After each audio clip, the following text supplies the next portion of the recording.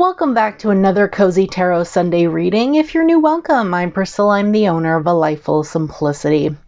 So apologies for not having one of these videos up last week. I actually was ill, so I wasn't able to film. Instead, I took some time for myself to relax and regain my strength. So now I'm back, and this reading is going to be for April 4th to April 10th. As always, I'll be reading from the Tarot for Self-Care by Minerva Siegel for the self-care portion of the reading. The deck that I'll be using, however, for this month will be different. I did receive a request via my Instagram to use the Luna Soul Tarot. This deck particularly is by the founders of Liminal 11. I do have an unboxing of this deck on my channel. I will leave it linked in the cards so you can check it out. As always, this is the reading that I do, so it's the week ahead reading with the focus for the week, what's needed to embrace the focus, what's needed to let go of, and of course the self-care for the week, because self-care is very important. So let's get to shuffling to see what this week has in store for us.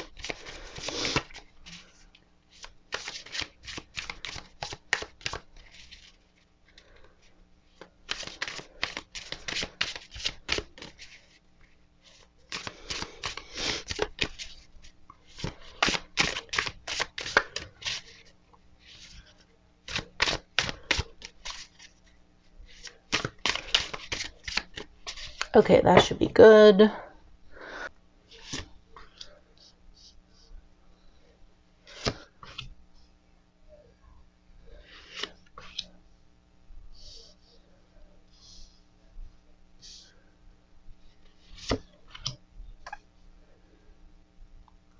lot of major cards. So in the first position for what to focus on this week, we have the Hermit card. So the focus for this week is introspection. You know, it's really turning inward and focusing on oneself. That's really what the Hermit card is all about. So you may need to silence like the distractions around you that are preventing you from focusing inward. Okay. It's time to take things slow this week and really ask yourself the following questions. You know, you want to ask yourself, what do I need this week? What am I letting distract me from me? And what can I do to focus more inwards?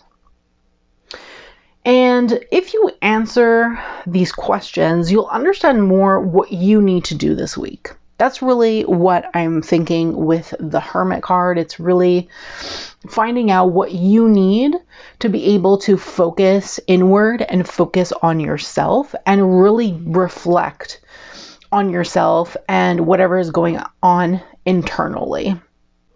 In the next position of what to embrace, we have the Death card.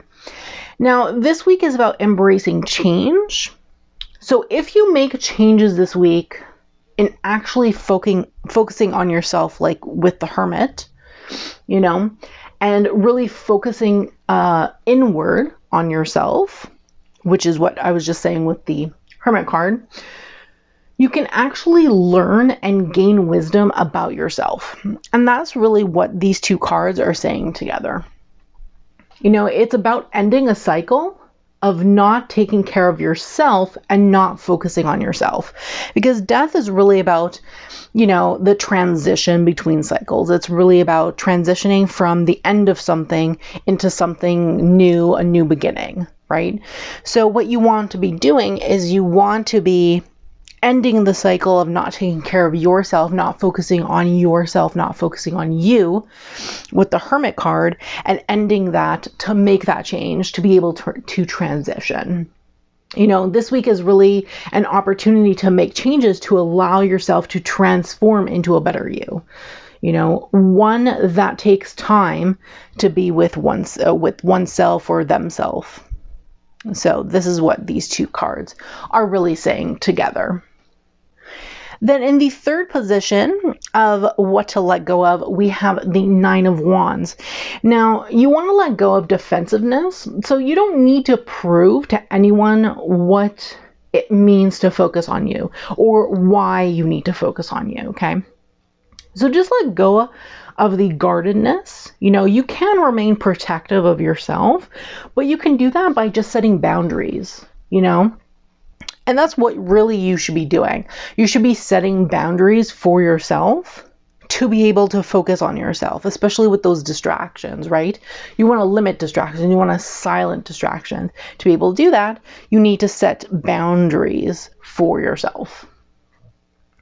And, this is important with the Death and the Hermit card, because especially when you're trying to focus on yourself, right?